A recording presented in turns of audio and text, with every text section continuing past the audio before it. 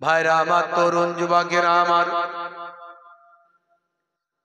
হে আমার বন্ধুরা, শুনে রেখে দিন বাবা, জেনে রেখে দেন, আমার মাবুদ আল্লাহ তাআলা কোরআন মাজিদের মধ্যে জানিয়ে দিলেন, হে দুনিয়ার মানুষ শুনে রেখে দাও, আমি তোমাদেরকে জানিয়ে দিই, মা খালাকতুল জিন্না ওয়াল ইনসা ইল্লা লিয়াবুদুন, আমি জিন জাতি এবং মনুষ্য জাতিকে কেবলমাত্র পৃথিবীর জমিনে পাঠিয়েছি আমার ইবাদত করার জন্য। হে তরুণ যুবকেরা, তোমরা ভুলে যেও না যে তোমাদের মরতে হবে।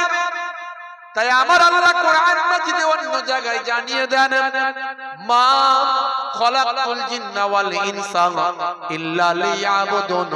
এখানে যেমন আমার আল্লাহ জানালেন আমি ইবাদতের জন্য পাঠিয়েছি, অন্য জায়গায় আমার আল্লাহ আবার বলে দিচ্ছেন, শুনে রেখে দাও, তোমাদের মারা যেতে হবে।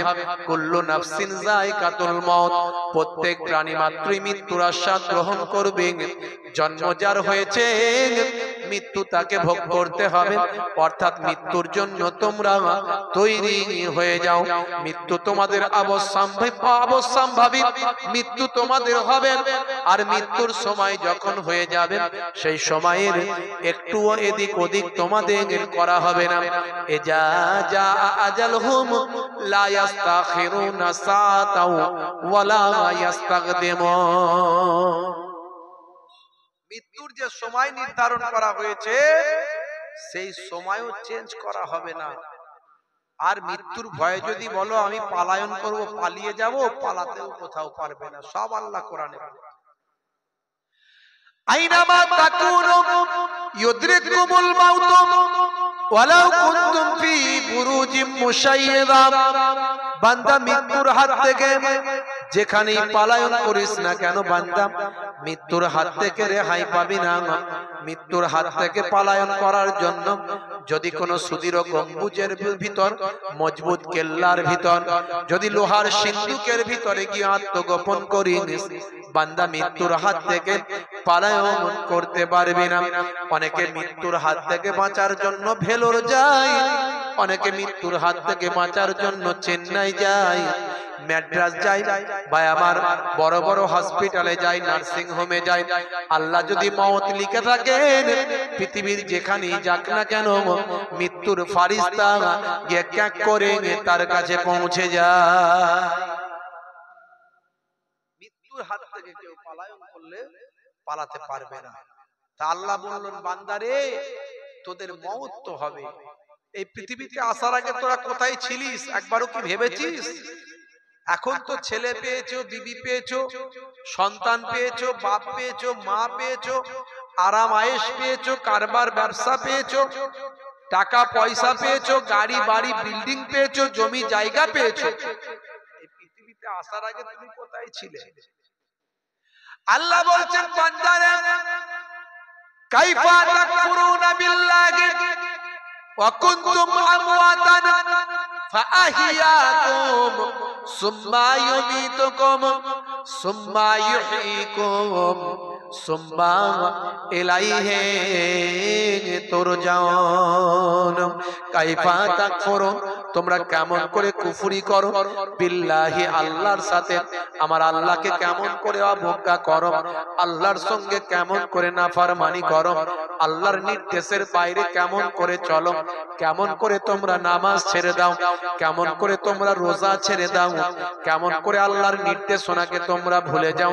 আল্লাহ বলছেন, বান্দারে এই পৃথিবীতে আসার আগে তোমরা কোথায় ছিলে এটা কি তোমরা ভেবেছো?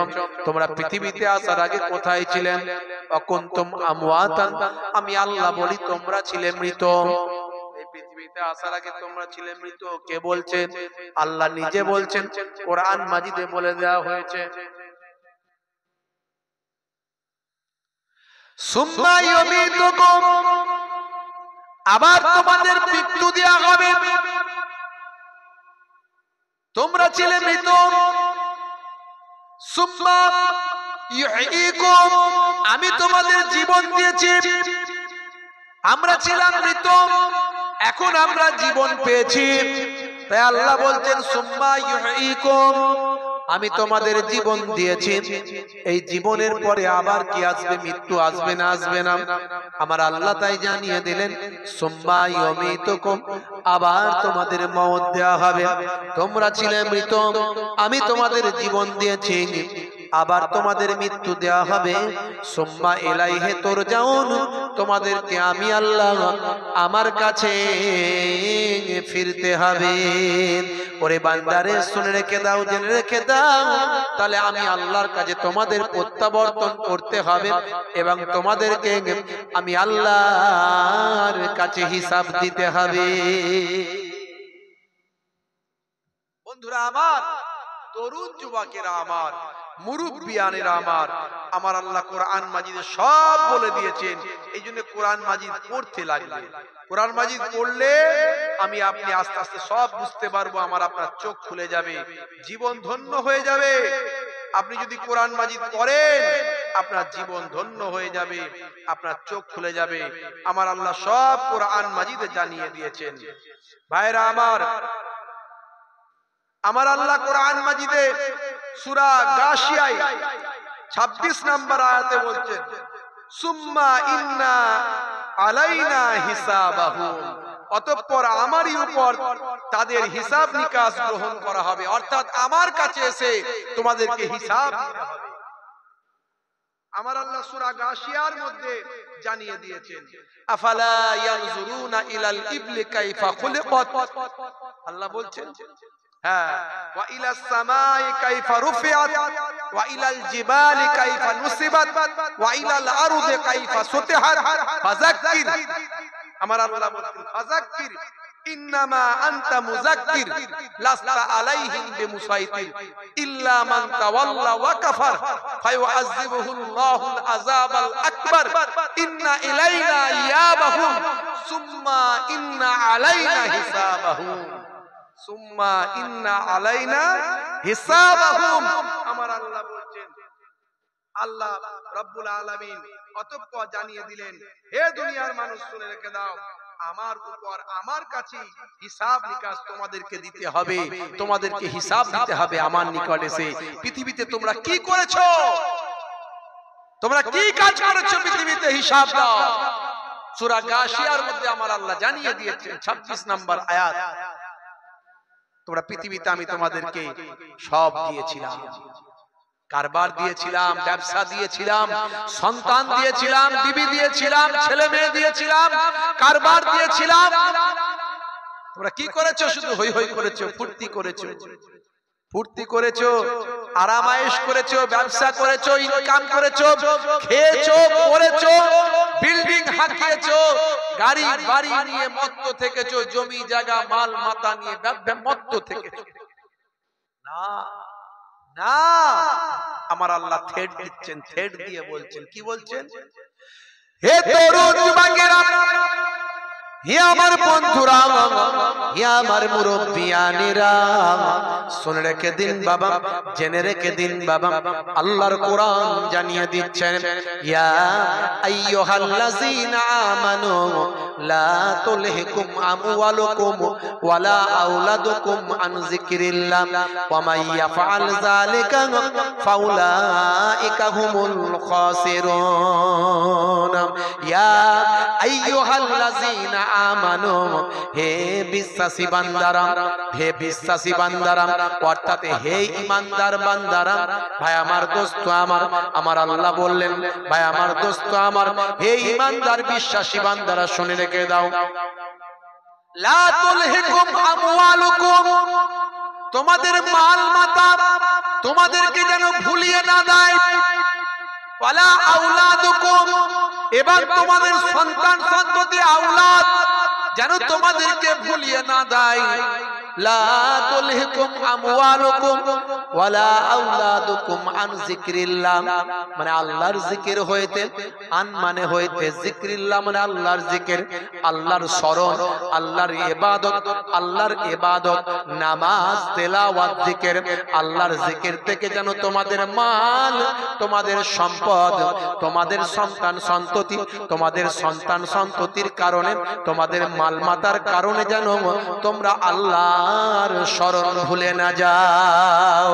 যদি তোমরা ভুলে যাও আমার আল্লাহ জানিয়ে দিলেন পরক্ষণে তোমরাই ক্ষতিগ্রস্ত হবে, তোমরাই বরবাদ হয়ে যাবে। ইয়া আইয়ুহাল্লাযীনা আমানু লা তুলহিকুম আমওয়ালুকুম ওয়ালা আওলাদুকুম আন যিকরিল্লাহ ওয়া মান ইয়াফআল যালিকা ফাউলাইকা হুমুল খাসিরুন। যারা এটা করবে পরক্ষণে তারাই ক্ষতিগ্রস্তদের অন্তর্ভুক্ত হবে। তোমাদের সন্তান, তোমাদের মালমাতা, তোমাদের সন্তান সন্ততি যেন আল্লাহর ইবাদত না ভুলিয়ে দেয়। কাজ কারবার করছো নামাজ ছেড়ে দিয়ে নয়, ছেলে মেয়েদের লালন পালন করছো নামাজ ছেড়ে দিয়ে নয়, তুমি ব্যবসা করছো, তুমি ইনকাম করছো, চাষে গেছো, মাঠটাই ক্ষেত খামারে ফসল তুমি ফলাচ্ছ, তুমি ফসলে লিকুইড দিচ্ছ, জোহরের আজান হয়ে গেল, হাইয়া আলাস সালাহ,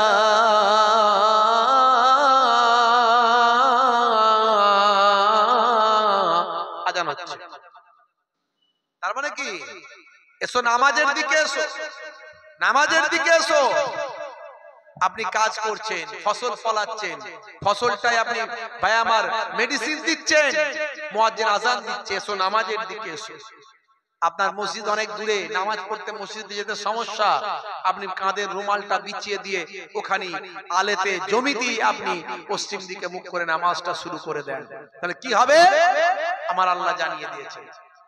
এই মুয়াজ্জিন বলে দাও হাইয়া আলাল ফালাহ,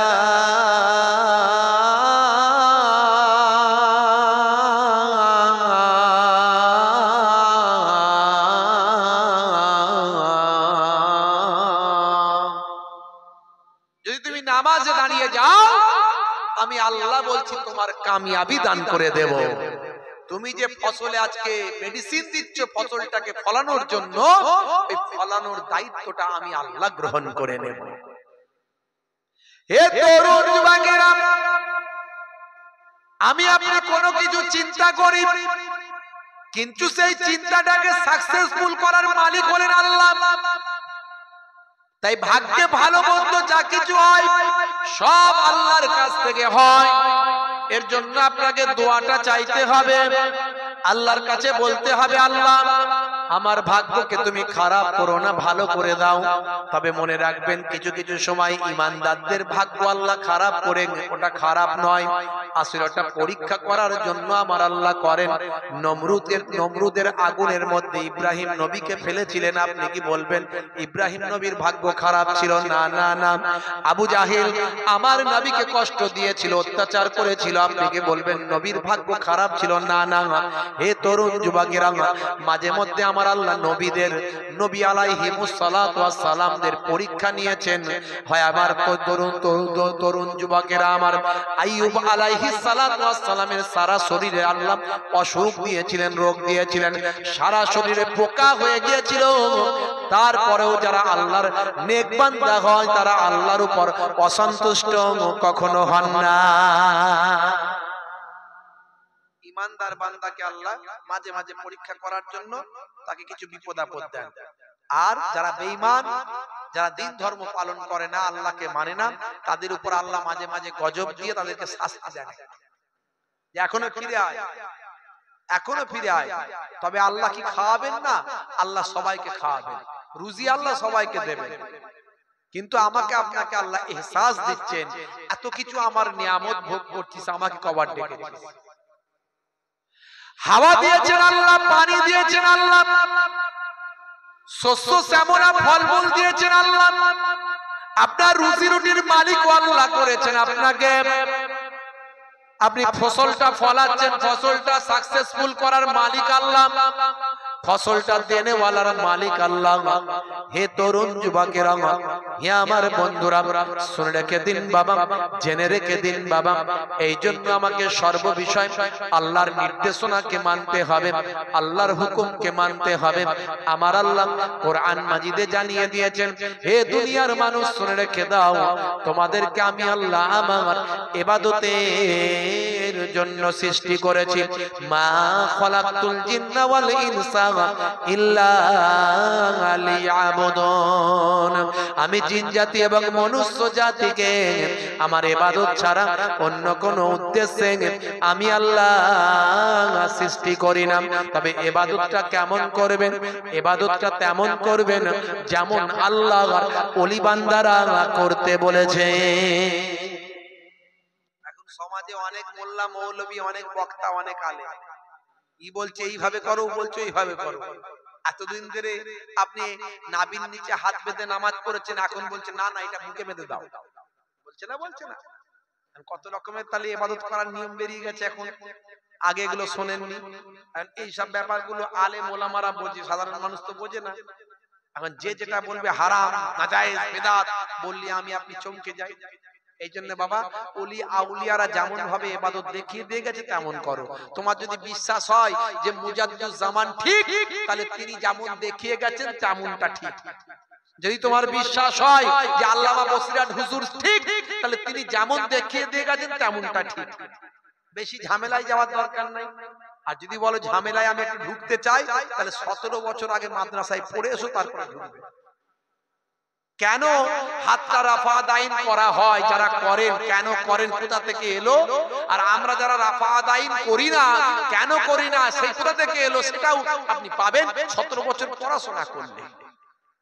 আর যদি বলেন আমি পড়াশোনা করবো না, এমনি এমনি ইউটিউব থেকে শিখে যাব, তাহলে আপনি ওই দু নৌকায় পা দিয়ে মাঝখানে দেখবেন কোন নৌকাতেই চান্স পাবেন না, ফরত করে ডুবে যাবেন। ঈমানটাই হারিয়ে বেঈমান হয়ে কবরে ঢুকবেন। আখেরি জামানা বাপজি বড় কঠিন সময়। যাকাত মানে লুঙ্গি দেওয়া নয়।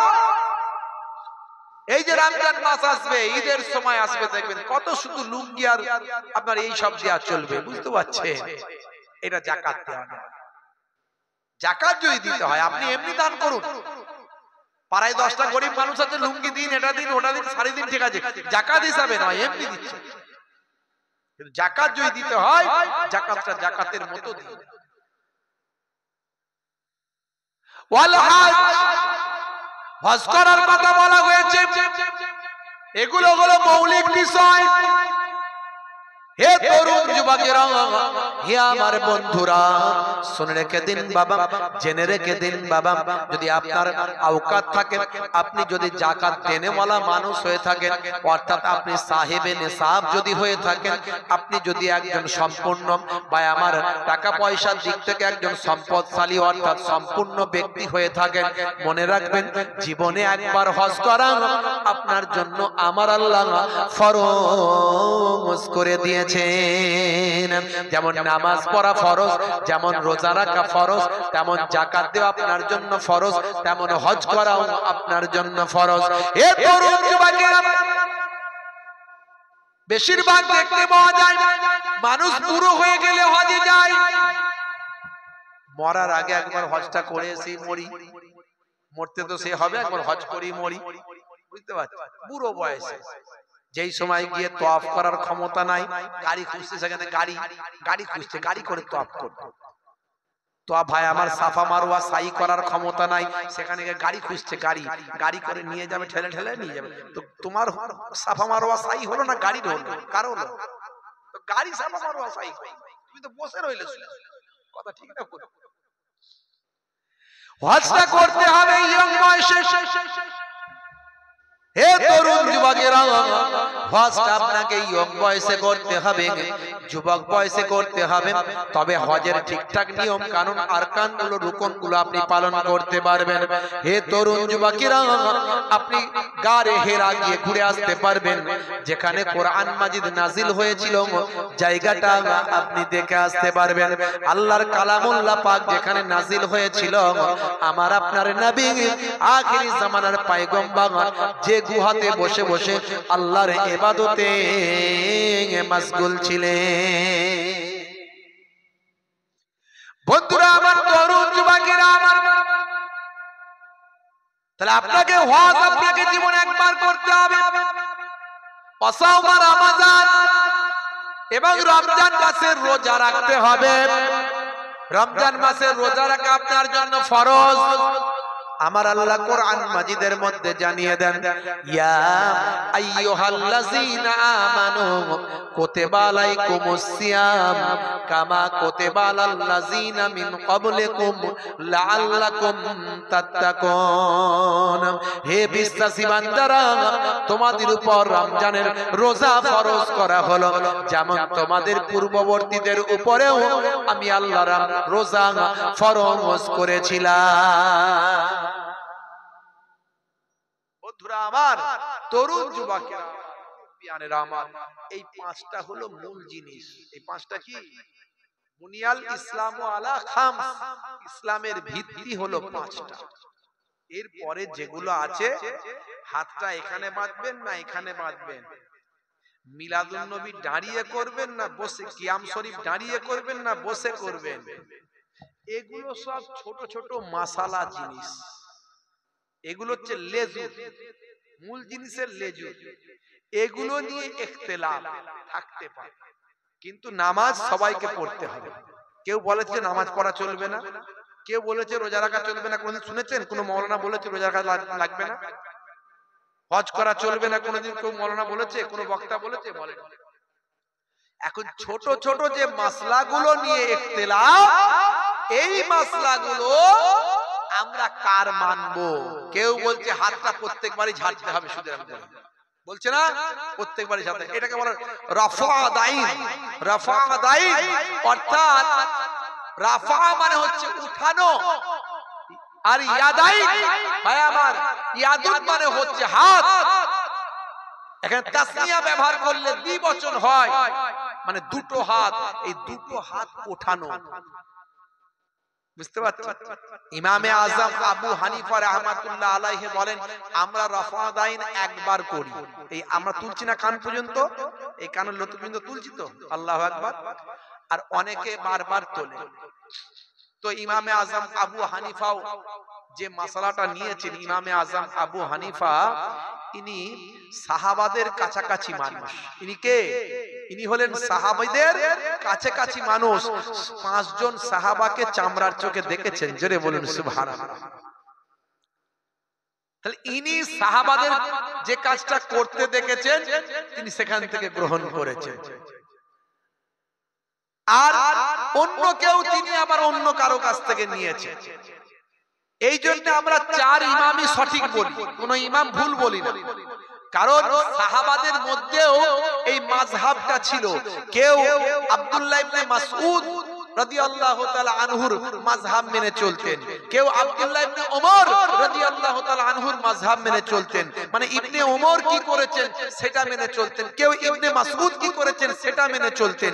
অর্থাৎ যে যেভাবে ভাই আমার পেয়েছেন, যে যেভাবে রাসূলের হাদিস পেয়েছেন বা রাসূলকে পেয়েছেন, সে সেভাবে মেনে চলতেন। কুফার সাহাবীরা তারা এক রকম ভাবে তারা মাসালা নিয়েছেন, ইয়ামানের সাহাবীরা আরেক রকম ভাবে মাসালা নিয়েছেন, মানে কেউ কোন সাহাবীর পক্ষ থেকে নিয়েছেন। এই জন্যই তো ছোটখাটো মাসালাগুলো নিয়ে ইখতিলাফ আছে। মূল জিনিসে ইখতিলাফ ইসলামে নাই, ছোটখাটো মাসালাগুলো নিয়ে ইখতিলাফ আছে। এগুলো আল্লাহর রহমত, যে যেটা করবেন সেটাই ঠিক, কোনো অসুবিধা নাই। কিন্তু এটা নিয়ে বিতর্ক করলে গন্ডগোল, এটা নিয়ে ঝগড়া করলে গন্ডগোল। বুঝতে পারছেন? ইমাম আউজাই একজন ইমাম। তিনি ইমাম আবু হানিফা রাহমাতুল্লাহ আলাইহি হুজুরকে বলছেন, আচ্ছা আপনি তো রাফা দাইন করেন না, আপনি রাফা দাইন করেন না, কেন করেন? কেন করেন? বলছে আমি করি না, তার কারণ হলো আমি যে জিনার কাছ থেকে মাসালাটা নিয়েছি, যার কাছ থেকে আমি মাসালাটা পেয়েছি, তিনি হলেন ইবনে মাসউদ রাদিয়াল্লাহু তাআলা আনহু। জোরে বলুন সুবহানাল্লাহ। আমি ইবনে মাসউদ রাদিয়াল্লাহু তাআলা আনহুর কাছ থেকে এই না রাফা দাইন না করার মাসালাটা নিয়েছি। আপনি কার কাছ থেকে নিয়েছেন? আপনি যে রাফা দাইন করেন কার কাছ থেকে নিয়েছেন? বলছে আমি ইবনে ওমর রাদিয়াল্লাহু তাআলা আনহুর কাছ থেকে নিয়েছি। হযরত ওমর রাদিয়াল্লাহু তাআলা আনহুর ছেলে আব্দুল্লাহ, এই আব্দুল্লাহ ইবনে ওমর রাদিয়াল্লাহু তাআলা আনহুর কাছ থেকে নিয়েছি। বলছে আচ্ছা ঠিক আছে, আপনি ওখান থেকে নিয়েছেন, আমি এখান থেকে নিয়েছি, দুজনেই তো নবীর সাহাবী। তো আচ্ছা বলুন তো দেখি, আচ্ছা এই দুজনের মধ্যে ফাকিহের দিক থেকে কে সবচেয়ে উপরে? কে আফজাল, কার তাবকা বেশি, কার মর্যাদা বেশি? তখন তিনি বলছেন ইবনে মাসউদ রাদিয়াল্লাহু তাআলা আনহু। তাহলে আমি তো সেই ইবনে মাসউদের মাসালা মেনে চলছি, আপনি আপনারটা মানুন, আমি আমারটা মানি, কোনো অসুবিধা নাই। বুঝতে পারছেন? তাদের মধ্যে কোনো ইখতিলাফ ছিল না, কোনো গন্ডগোল ছিল না। এখন কিছু লেজুর মোল্লা মৌলবী বের হয়েছে, হয়ে নানা রকম এটা হারাম, ওটা নাজায়েজ, ওটা বেদাত, এটা চলবে না, ওটা অমুক, শত শত বছর, হাজার হাজার বছর ধরে চলে আসছে। এখন এরা বলছে হারাম। পূর্বের জামানায় যা করেছে সব ভুল করে গেছে।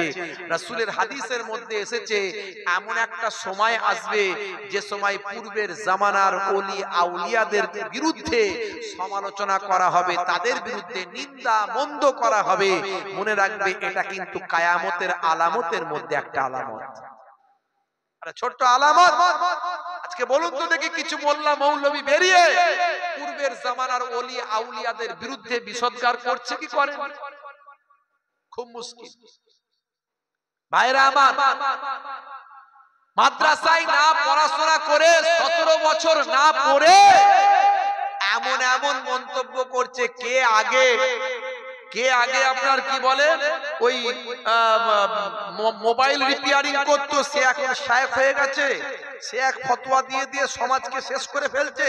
কে আগে ওই রাজমিস্ত্রি ছিল, সেও শায়েখ হয়ে গেল, হয়ে গিয়ে সেও এখন ফতোয়া দিয়ে দিয়ে সমাজকে শেষ করে ফেলছে। আচ্ছা, তাদের ফতোয়া যদি এভাবে চলে তাহলে মানুষ বাঁচবে? আচ্ছা বলুন তো, কোয়াক ডাক্তার যদি বলে আমি অপারেশন করব, রোগী বাঁচবে তো? হ্যাঁ, তাহলে রোগী বাঁচতে গেলে সার্জনের কাছে যেতে হবে। সার্জন সে এমএস ডিগ্রি করেছে, দীর্ঘদিন ধরে অপারেশন কাটাছেড়া করা প্র্যাকটিস করেছে, করে সে পেট কাটছে, তবে রোগী তার ওসিলায় বাঁচছে। আর যদি কেউ বলে যে আমি কেটে অপারেশন করে ফেলবো, আমি ইউটিউব থেকে শিখে নিয়েছি, ফেসবুক থেকে শিখে নিয়েছি, তার কাছে যদি সত্যি সত্যি, তারও তো ভক্ত আছে কিছু, এমন অন্তভক্ত বানিয়েছে, যদি যাই ও পেট কাটতে গিয়ে যে কি কেটে ফেলবে ঠিক নাই, রোগী যদিও বাঁচতো পটল ডাঙায় সঙ্গে সঙ্গে চলে যাবে। কথা ঠিক না ভুল?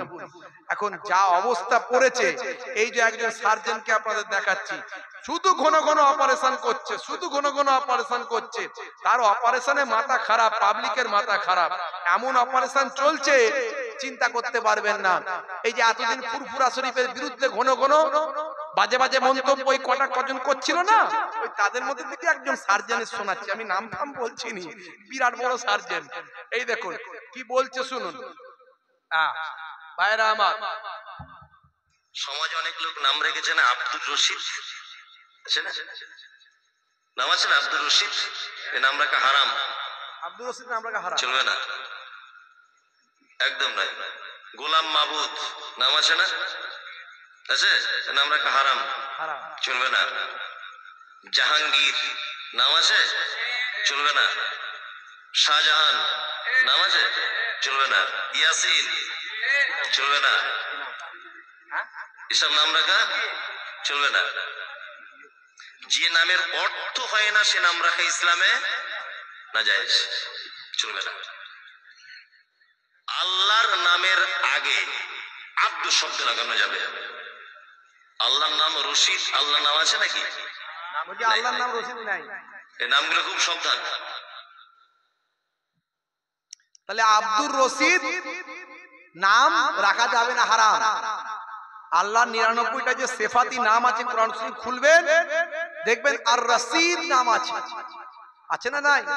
এই জন্য অনেকের নাম আব্দুর রশিদ রাখা হয় না, হয় না, বলছে হারাম। ইয়াসিন নাম তো হাজার হাজার লোকের আছে, ইয়াসিন নাম আছে না নাই? তা সেই ইয়াসিন লোকগুলো বুঝুক এবারে কি হয়েছে। এই যে একটা বক্তাও তো আছে ফর্সা মতো, সে এবারে বুঝুক তার নাম তো হারাম, ঠেলা সামলো এবারে। তাদেরই লোক বলছে তো, হ্যাঁ হ্যাঁ, ওই নামগুলো বলতে চাইনি রে বাবু, বুঝতে পারছেন কেন? হ্যাঁ, ওই আপনি কেন বলে ফেলছেন কেন? আমি বলতে চাইনি, বুঝতে পারছেন না তো? এই বুঝতে পারছেন, এই যে বলছে জাহাঙ্গীর নাম রাখা যাবে না, ওই তো আর একটা কি জাহাঙ্গীর না কি ওই সব তাদেরই দলের লোক আছে না নাই? কি অবস্থা, হাজার হাজার লোকের নাম জাহাঙ্গীর। তাহলে এই সব যদি সার্জনের হাতে পড়ে, এদের খদ্দেরও তো সেরকম আছে, কাস্টমার আছে না নাই? এই কাস্টমার আছে, জান দেওয়ার জন্য কাস্টমার আছে না, যে জান দিবি নে, তোর কাছেই দেবো জান, তুই আমার জান নিয়ে নে। ভাইরা আমার, শাহজাহান মানে কি? শাহ মানে বাদশাহ, জাহান মানে জাহান, জাহানের বাদশাহ। এটা একটা লাকাব, এটা উদাহরণ। জাহানের বাদশাহ তো আল্লাহ, আল্লাহর সঙ্গে দুনিয়ার কোনো মানে হয়? আল্লাহর সঙ্গে দুনিয়ার তুলনা করা যাবে না। সেটা আলাদা জিনিস, এটা আলাদা জিনিস, ব্যাখ্যা আলাদা, মানে আলাদা। ইনি হলে এই দুনিয়াবি জাহানের বর্তমান সময়ে মানুষের মধ্যে থেকে বাদশাহ, এই জন্য শাহজাহান বাদশাহ তাকে বলা হয়। এটা ফার্সি শব্দ। জাহাঙ্গীর, জাহান, জাহান থেকে এসেছে, জাহান, জাহান মানে জাহান, গোটা পৃথিবীর। আর গির, গির মানে হচ্ছে বাদশাহ, এটা ফার্সি শব্দ, মানে পৃথিবীর বাদশাহ। এটা তাদের একটা লাকাব ছিল, লাকাব, উদাহরণ। আর ইয়াসিন, ইয়াসিন কথাটা সূরা ইয়াসিন আছে না কোরআন মাজিদে, তো এটা একটা গুরুত্বপূর্ণ সূরার নাম। সেই সূরার নাম অনুসারে অনেকের নাম রাখা হয়েছে ইয়াসিন। বুঝতে পারছেন ভাইরা আমার, তরুণ যুবকেরা আমার, আর রশিদ, আর রশিদ হচ্ছে আল্লাহর একটা গুণবাচক নাম। এটা ৯৯টা নামের মধ্যে আছে। বক্তা এত বড় সার্জেন বলছে যে আল্লাহর নাম নাই, এই নামের উপরে রাখা যাবে না, হারাম, হারাম ফতোয়া দিয়ে দিচ্ছে। বুঝতে পারছেন কিরকম অপারেশন করছে? আপনি ৯৯টা নাম আছে, আল্লাহর নামের আগে, আল্লাহর সিফাতি নামের আগে কি বসাতে হয় বলেন? কি কথা বসাতে হয়? আল্লাহর সিফাতি যে নামগুলো আছে, আল্লাহ নাম তো কারো রাখা যায় না, রাখা যাবে? কিন্তু আল্লাহর গুণবাচক নামগুলো, সিফাতি নামগুলো রাখলে তার আগে আব্দুল কথাটা ব্যবহার করতে হয়। আব্দুল মানে কি? বান্দা। আব্দুল মানে কি? বান্দা। তাহলে আব্দুর রশিদ এরকম হাজার হাজার আছে না নাই? আছে না নাই? দেওবন্দের বড় বড় আলেম, বড় আলেম, বিখ্যাত আলেম রশিদ আহমদ গাঙ্গুহি আছে না নাই? তাহলে এরকম তো বড় বড় ব্যক্তি আছে। বাদশাহ জাহাঙ্গীর, বাদশাহ শাহজাহান, সব তো রাখা যাবে না। সব তো কি হয়েছে, গন্ডগোল, তাই তো নাকি? বন্ধুরা আমার, তো এই সব সার্জেনের যে অবস্থা, এখন দিনকাল খুব খারাপ, বাধ্য হয়ে আমাদেরকে সব উদাহরণ পকেটে নিয়ে ঘুরতে হচ্ছে। মানুষকে কি করে বোঝাবো, কি করে বলবো? এরা আবার ফুরফুরার বিরুদ্ধে কথা বলে, দাদা হুজুরের বিরুদ্ধে কথা বলে। বুঝতে পারছেন? চটি বই কোথা থেকে কার জোগাড়জান্তি করে আবার দেখায়। হে তরুণ যুবকেরা, হাদিস পাকের মধ্যে দেখতে পাওয়া যায় বিশ্ব নবী 1450 বছর আগে জানিয়ে দেন, ইন্নাকুম তুদউনা ইয়াউমাল কিয়ামাতি বিআসমাইকুম ওয়া আসমাই আবাইকুম ফাআহসিনু আসমাআকুম। হে দুনিয়ার মানুষ শুনে রেখে দাও, কাল কিয়ামতের দিনে তোমাদের নাম ধরে, তোমাদের পিতার নাম ধরে তোমাদের ডাকা হবে। সুতরাং তোমরা তোমাদের নামগুলোকে সুন্দর সুন্দর, ভালো ভালো নামগুলো তোমরা রাখো। আমরা রাসূলের নামের সঙ্গে নাম লাগিয়ে নাম রাখি, কথা ঠিক না? কিসের জন্য? বরকতের জন্য। আল্লাহর গুণবাচক নামগুলো নিজেদের ছেলে মেয়েদের নাম রাখি, ছেলেদের নাম রাখি, তার সঙ্গে আব্দুল কথাটা ব্যবহার করে দিই। কারণ আল্লাহর যেহেতু নাম, আল্লাহর নামের সঙ্গে তার বান্দা, রশিদের বান্দা, কি সত্তারের বান্দা, জব্বারের বান্দা। তাহলে আব্দুল জব্বার, আব্দুল সত্তার, আব্দুল রশিদ। বন্ধুরা আমার, তরুণ যুবকেরা, হে তরুণ যুবকেরা, এই জন্য আমি বলি, পাঁচটা ইসলামের ভিত্তি আছে, বুনিয়াদ আছে। এই বুনিয়াদকে সুন্দরভাবে মানুষের কাছে দেখিয়ে দেওয়ার জন্য, বুনিয়াদগুলোকে মানুষের কাছে সুন্দরভাবে উপস্থাপন করার জন্য অনেক ওয়ে আছে, রাস্তা আছে। বাবা, আপনার এখান থেকে মনে করুন আপনি বেড়াচাপা যাবেন, এই বেড়াচাপা যাওয়ার জন্য অনেকগুলো ওয়ে আছে, রাস্তা আছে। কোনটা মাটির রাস্তা, কোনটা বাবা ঢালাই রাস্তা, কোনটা ইটের রাস্তা, আবার কোনটা মনে করুন এখান থেকে 6 লেন করে করা হয়েছে। ভাই আমার, একেবারে পিচ রাস্তা 6 লেন। আপনাকে বলা হলো এটা দিয়ে চলে যাও, আপনি এখান থেকে যাবেন, আপনাকে বলা হলো ভাই আমার তুমি এটা দিয়ে বেড়াচাপা চলে যাও। তো আপনি বেড়াচাপা যাওয়ার জন্য 5টা পাঁচটা অপশনের মধ্যে আপনি ভালোটাকে বেছে নেবেন, কথা ঠিক না ভুল? আপনি 6 লেনটাকে যদি বাঁচেন তাহলে তাড়াতাড়ি চলে যাবেন, আর মাটির রাস্তা যদি বাঁচেন তাহলে পানি হলে কাচার খেয়ে ডিগবাজি খাবেন, কথা ঠিক না ভুল?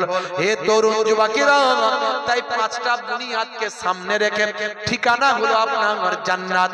এই জান্নাতে যাওয়ার জন্য পাঁচটা বুনিয়াদকে, পাঁচটা ভিত্তিকে সামনে রেখে যখন চলবেন, সেটা আপনাকে মেন রোড অর্থাৎ পিচ রাস্তা দিয়ে যেতে হবে, যে রাস্তাটা দেখিয়ে দিয়েছেন আল্লাহর ওলি বান্দারা। হবে না, ঠান্ডায় কি জমে যাচ্ছেন না, কিন্তু জোরে হবে না সুবহানাল্লাহ। যদি বলেন আপনি ওলিদের কথা কেন বললেন, আল্লাহর কোরআন বলেছে তাই বলছি। আমার আল্লাহ ওলি বান্দাদের কথা বলেছেন, আলা ইন্না আউলিয়া আল্লাহি লা খাউফুন আলাইহিম ওয়ালা হুম ইয়াহজানুন।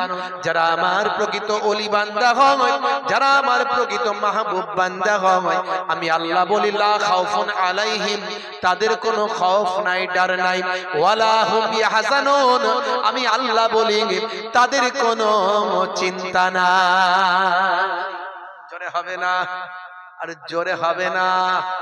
আমার আল্লাহ অন্য জায়গায় কোরআন মাজিদে বললেন যে ওলি আউলিয়াদের, আলেমে হাক্কানীদের তোমরা তাবেদারি করো।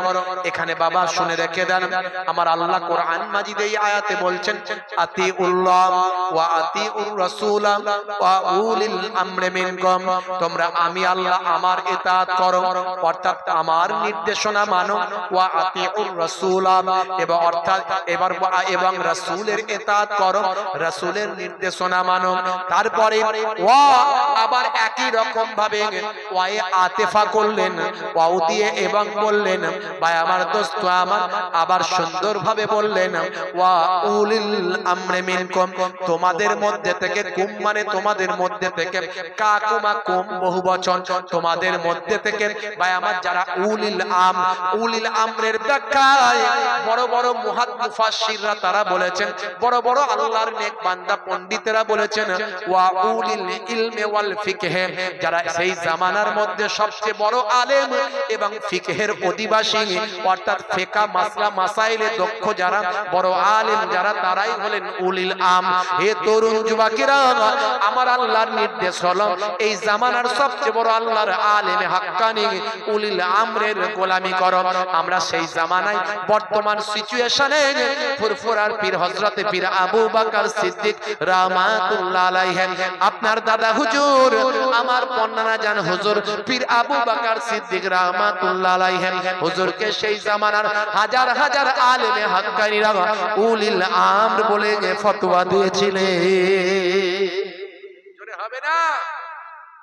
আমার আপনার পীর মুর্শিদ সাধারণ কোন পীর ছিলেন না, শুধু তাবিজ লেখা পীর ছিলেন না, ওয়াজ করা শুধু পীর ছিলেন না বাবা, মদিনা শরীফ থেকে 40টা হাদিসের সনদ প্রাপ্ত পীর ছিলেন। জোরে বলুন সুবহানাল্লাহ। বলে পীর পীর করে আলা, পীর মানা নাকি হারাম? হ্যাঁ, পীরের কথা কোরআনে আছে নাকি? এই কোরআনে নামাজের কথা আছে? পীর শব্দ বলছে কোরআনে আছে? আমি বলি নামাজ শব্দ কোরআনে আছে? পীর শব্দ কোরআনে আছে? আমি বলি রোজা শব্দ কোরআনে আছে? দেখাও। কি করে দেখাবে? তোমার মাথায় তো কিছু নাই। হ্যাঁ, কি বলে? আদা ব্যাপারী হয়ে জাহাজের খবর। তো তোমার এই ব্যাপারে নলেজ নাই, কেন কথা বলতে আসো বাবু? এগুলো ফার্সি শব্দ, পীর কথাটা ফার্সি শব্দ, আর কোরআন মাজিদ আরবিতে লেখা, তো ফার্সি কথা আরবিতে ঢুকবে কেন? পীর মানে হলো বুজুর্গ, পীর মানে হলো বয়া ভাই আমার ওলি বান্দা, পীর মানে হলো আল্লাহর নেক বান্দা। আর তার এগেনস্টে কোরআন মাজিদে আল্লাহ ওলি কথা ব্যবহার করেছেন। ওলি মানে হলো আল্লাহর বন্ধু, ওলি মানে আল্লাহর নেক বান্দা, ওলি মানে আল্লাহর মাহবুব বান্দা। জোরে বলেন সুবহানাল্লাহ। বন্ধুরা আমার, উলিল আমর কথা ব্যবহার করেছেন আল্লাহ, মুর্শিদ কথা ব্যবহার করেছেন। এই জন্য অনেকে বলে না পীর মুর্শিদ, মুর্শিদ কথা, মুর্শিদটা আরবি শব্দ, মুর্শিদান, ওলিয়াম মুর্শিদান, আমার আল্লাহ ব্যবহার করেছেন মুর্শিদ কথা। এদের মাথায় কে ঢোকাবে বলুন? এরা যদি না বুঝতে চায় কেউ বোঝাতে পারবে না। কেউ জেগে ঘুমালে তাকে তোলা যাবে? যাবে না। বাপজি আমার, আল্লাহর ওলিদের পথটা হলো আসল পথ, হাই রোডের মতো। সেই জন্য তৎকালীন যুগে আল্লামা বসিরহাট হুজুর তিনি পর্যন্ত দাদা হুজুর পীর কেবলার কাছে গিয়ে বলেন, হুজুর দুনিয়াবি সব বিদ্যা শেষ, কিন্তু এলমে জাহিরি শিখেছি, এলমে বাতিনি শেখা হয়নি। দুধকে দুধ হিসাবে চিনতে পেরেছি, কিন্তু দুধ থেকে ছানা তৈরি করতে শিখিনি, দুধ থেকে ঘি তৈরি করতে শিখিনি, দুধ থেকে মাখন তৈরি করতে শিখিনি। দুধকে দুধ হিসাবে চিনেছি, তো এবারে দুধকে মাখন করব, দুধকে ঘি বানাবো, তার জন্য আল্লাহর ওলির কাছে এসে হাজিরা দিয়েছি। জোরে হবে না? এই জন্য ইলমে মারিফাতের জ্ঞান অর্জন করার জন্য বসিরহাট আল্লামা হুজুর, আপনার আমার পীর মুর্শিদ, আপনাদের দাদা হুজুর, আমার পন্নাজান হুজুর বাবাজি পীর আবু বকর সিদ্দিকী রাহমাতুল্লাহ আলাইহি হুজুরের শরণাপন্ন হলেন। হে তরুণ যুবকেরা, হে আমার বন্ধুরা, শুনে রেখে দিন বাবা, জেনে রেখে দেন হে মুসলমান, একটুখানি লক্ষ্য করুন বাবা। আল্লাহর ওলিদের কথা কেন বলছি বাবা? কারণ আল্লাহর ওলিরা আপনাকে আমাকে অনেক ভালোবাসেন বাবা। হে তরুণ যুবকেরা, মনে রাখবেন নবী আর আসবে না, আখিরি জামানার পয়গম্বর হলেন তিনি, হলেন শেষ নবী, তিনি হলেন আখিরি জামানার পয়গম্বর। নবী আমার দয়ার নবী জানিয়ে দেন, ভাই আমার দোস্ত আমার, আনা খাতামান নবিয়িনা লা নবিয়্যা বাদি, আমি হলাম শেষ নবী, আমার পরে আর কোন নবী আসবে না। লাউ কানা বাদি নবিয়্যুল লাকানা ওমর, আমার পরে আল্লাহ যদি কাউকে নবী বানাতেন, হযরতে ওমরকে আমার আল্লাহ নবী করে দিতেন। এ তরুণ যুবকেরা, হে আমার বন্ধুরা, শুনে রেখে দিন বাবা, জেনে রেখে দেন হে মুসলমান, একটুখানি খেয়াল করুন বাবা। তবে আলেমে হাক্কানি আসবে বাবা, আমার নবী দয়ার নবী বলেছেন আমার পরে, শুনে রেখে দাও, কাল কিয়ামত পর্যন্ত ওলিয়ে কামিল আলেমে হাক্কানি হবে। ভাই আমার শুনে রেখে দাও, জেনে রেখে দাও, উলামা ও উম্মতি কা আম্বিয়ায়ে বনি ইসরাইল, আমার উম্মতের মধ্যে আলেমে হাক্কানি যারা হবে, নায়েবে নবী যারা হবে, যাদের মধ্যে ইলম থাকবে, ফিকহ থাকবে, যাদের মধ্যে ইলম থাকবে, ফিকহ থাকবে, হে তরুণ যুবকেরা, যার মধ্যে ইলম এবং ফিকহের মধ্যে অধিকারী যারা হবে, তারা কাল কিয়ামত পর্যন্ত আসবে। উলামা ও উম্মতি কা আম্বিয়ায়ে বনি ইসরাইল, আমার উম্মতের মধ্যে যারা আলেমে হাক্কানি যারা হবে, তাদের আল্লাহ এত সম্মান দেবেন, এত ইজ্জত দেবেন, বনি ইসরাইল যুগের নবীদের সমতুল্য বানাবে। বনি ইসরাইল যুগের নবীদের পর্যায়ভুক্ত আল্লাহ করবেন আমার উম্মতের মধ্যে যারা আলেমে হাক্কানি। অন্য জায়গায় আমার আল্লাহ নবী বিশ্ব নবী আবার জানিয়ে দিয়েছেন, মান যারা আলিমান ফাকান্নামা যারানি, যে আলেমে হাক্কানির সঙ্গে জিয়ারত করলো, মুলাকাত করলো, সে যেন আমি রাসূলুল্লাহ আমার সঙ্গে মুলাকাত করলো। মান সাফা আলিমান ফাকান্নামা সাফানি, যে আলেমে হাক্কানির সঙ্গে মুসাফা করলো, সে যেন আমি রাসূলুল্লাহ আমার সঙ্গে মুসাফা করলো। মান জালাসা আলিমান ফাকান্নামা জালাসানি, যে আলেমে হাক্কানির মজলিসে গিয়ে বসলো, সে যেন আমি রাসূলুল্লাহ আমার মজলিসে বসলো। জোরে হবে না? ওয়াজ বাবা 1 ঘন্টা শুনবেন, শোনার মতো শুনুন, সারা রাত ওয়াজ শুনতে হবে না। আমার নবীর নির্দেশ বাপজি, আমার নবী বলেছেন, আমি বলছি না। তাদারিসুল ইলম, ইলমের দর্স নাও, ফিল লাইলে, রাতের বেলা, সাআতান, 1 ঘন্টা। নবী উদাহরণ দিতে গিয়ে বলেছেন 1 ঘন্টা যদি শোনার মতো শোনো, খায়রুম মিন আহিয়াইহা, সারা জীবন নফল ইবাদতের থেকে ভালো। তুমি মূল জিনিসটা বুঝে না, মূল জিনিসটা বুঝে না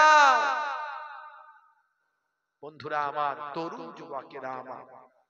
শুনতাম আমি হযরতে বেলালের মধুর আযান, সেই আজানে এত মধু মুগ্ধ রহমান। বলুন না সুবহানাল্লাহ, হবে না সুবহানাল্লাহ। শুনতাম আমি হযরতে বেলালের মধুর আযান, সেই আজানে এত মধু মুগ্ধ রহমান।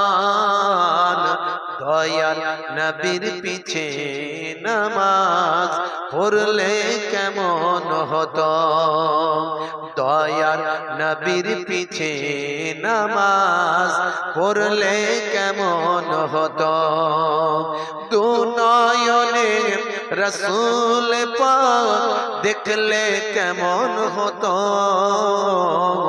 জন্ম আমার নবীর যুগে হলে কেমন হতো। আল্লাহুম্মা সাল্লি আলা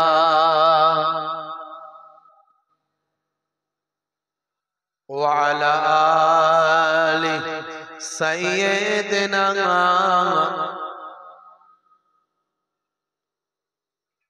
وقال الله تعالى في كلامه المجيد والفرقان الحميد لقد كان لكم في رسول الله أسوة حسنة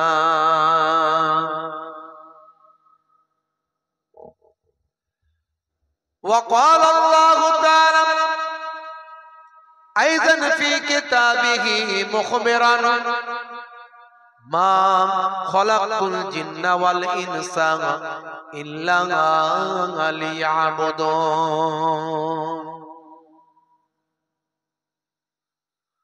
وقال النبي صلى الله عليه وسلم من تمسك بسنتي عند فساد أمتي فله أجر 100 شهيد إلى آخر الحديث أو كما قال عليه الصلاة والتسليم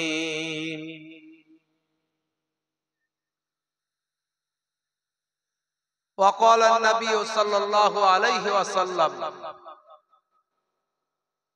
سبع تجري للعبد بعد موته وهو في قبره من علم علما أو كسر نهرا أو حفر بيرا أو غرس نخلا أو بنى مسجدا أو ورث مصحفا أو ترك ولدا يستغفر له بعد موته إلى آخر الحديث أو كما قال عليه الصلاة والتسليم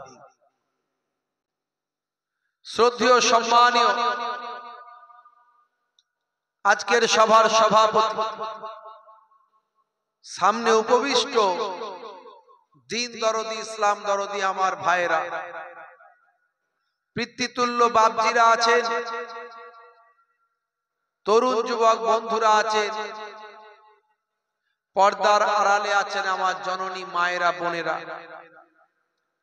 মাইক্রোফোনের আওয়াজে কান লাগিয়ে আছেন, জাতি ধর্ম বর্ণ নির্বিশেষে শ্রোতা বন্ধুরা প্রত্যেককে আমি মোহেবুল্লাহ হুসাইনি আপনাদের ভাই আন্তরিক সালাম শুভেচ্ছা ভালোবাসা জ্ঞাপন করি। আল্লাহ পাকের রহমত সমস্ত ঈমানদারের উপর হোক, জোরে বলুন আল্লাহুম্মা আমিন। খুব অল্প সময়ের জন্য কিছু আলোচনা, ঠান্ডার রাত, বেশি রাত পর্যন্ত হবে না, প্রচন্ড ঠান্ডা পড়েছে, একে খোলামেলা জায়গা দিয়ে হাওয়া বাতাস, তার উপরে আবার মাটির ঠান্ডা, কিন্তু বাজারে তো লোকের অভাব নাই। যখন আমি ঢুকছি তখন দেখলাম প্রচুর লোকজন বাজারে, মেলা, ছেলে মেয়ে, গ্রামে জলসা মানে একটু আনন্দ, তাই তো নাকি? আনন্দ একটু করবে, নতুন জামা পরবে, নতুন পোশাক পরবে, ছেলেপুলেরা সব নতুন প্যান্ট ড্রেস গেঞ্জি লাগাবে, হ্যাঁ, একটু খুশবু টসবু মাখবে। গ্রামে জলসা বলে কথা, মেলায় বেরোতে হবে, 10টা পাড়ার ছেলে আসবে, 10টা পাড়ার মেয়ে আসবে, দেখা সাক্ষাৎ হবে, গল্প হবে। মেয়েরা সব একটুখানি লাল পালিশ, গাল পালিশ, ঠোঁট পালিশ, জিভ পালিশ, নথ, টায়রা, কানের দুল, মাথার চুল সবকিছু ঠিকঠাক করবে, তাই তো গো? হ্যাঁ, রাস্তায় আসার সময় ভিড়ে গাড়ি ঢোকাতে পারি না, গাড়ি ঢোকানো যায় না, দুই পাশে ছেলে আর মেয়ে ভর্তি। আর যেই জন্য জলসা, জলসার জন্য সবকিছু, দুটো কথা শুনবেন, জানবেন, বুঝবেন, আমল করবেন, সেই মজলিসে কেন ফাঁকা? মজলিসের লোক কই? এগুলো সব তো কিয়ামতের আলামত, কথা ঠিক না ভুল? মানুষ এমন একটা পর্যায়ে পৌঁছে যাবে, অন্যায় অশ্লীলতা নিয়ে মানুষ মেতে উঠবে। মোবাইলে মোবাইলে গান, নাচ, অশ্লীল ভিডিও, বিভিন্ন রকম খারাপ কিছু মোবাইলের মধ্যে। মানুষ দিনদারি পরহেজগারি ভুলে যাবে, আল্লাহ আল্লাহ রাসূলের কথা ছেড়ে দেবে। তারা যেখানে আনন্দ ফুর্তি সেখানে গিয়ে হই হই করবে, ছেলে মেয়ে একসঙ্গে মেলামেশা করবে, বৈধ অবৈধ আর কিছু থাকবে না, হালাল হারাম আর কিছু বুঝবে না। এই রকম যখন সমাজের বুকে একটার পর একটা মানুষ যখন ইসলাম থেকে দূরে সরে যাবে, তখন তাদের উপর গজব নাজিল হবে। আর গজব নাজিল হচ্ছে আমাদের উপরে, হচ্ছে না? আমরা শান্তিতে আছি, ইনকাম করছি, পয়সা দেখতে পাই না, শরীর নিয়ে চলছি, শরীরে ছোট বয়স থেকে রোগ, অসুস্থ, সব সুস্থতা আমাদের মধ্যে নাই। আমাদের মধ্যে থেকে বরকত উঠে গেছে, সব যেন নাই নাই নাই নাই। আর শান্তি তো মন থেকে উঠে গেছে, শান্তি তো নাই। চারিদিকে তাকিয়ে দেখুন, গজবের আগুন দাউ দাউ করে জ্বলছে। তার কারণ কি? আমার আল্লাহ দিয়েছিলেন কোরআন, কোরআন পড়া ছেড়ে দিয়েছি, কোরআন বোঝা ছেড়ে দিয়েছি, কোরআনের উপর আমল করা ছেড়ে দিয়েছি।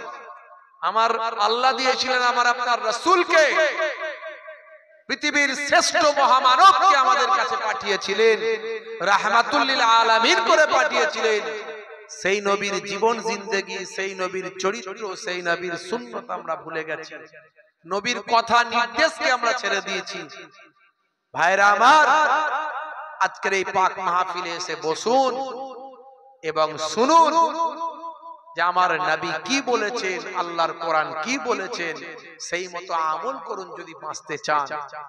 যদি বাঁচতে চান না, আল্লাহর গজব চারিদিকে চলছে, আল্লাহ নারাজ হয়ে আছেন, চারিদিকে দেখুন মানুষ বিপদ আপদের মধ্যে লিপ্ত হয়ে আছে। বন্ধুরা আমার, খুব সংক্ষেপে দু চার কথা বলবো। আমি এর আগেও মনে হয় আপনাদের এখানে এসেছিলাম না আসেনি? কবার এসেছিলাম বলেন তো দেখি? কবার এসেছিলাম? একবার এসেছিলাম। যাই হোক, তার মানে আমি এসেছি এর আগে। ভাইরা আমার, তো আপনাদের ভাই আমি মোহেবুল্লাহ হুসাইনি আপনাদের খেদমতে এসেছি। লম্বা চওড়া নয় বাপজি, একটু তাড়াতাড়ি পাক মাহফিল এসে মাহফিলটাকে ভরিয়ে ফেলুন। একবার মুহাব্বতের সঙ্গে দরুদ শরীফ আল্লাহুম্মা সাল্লি আলা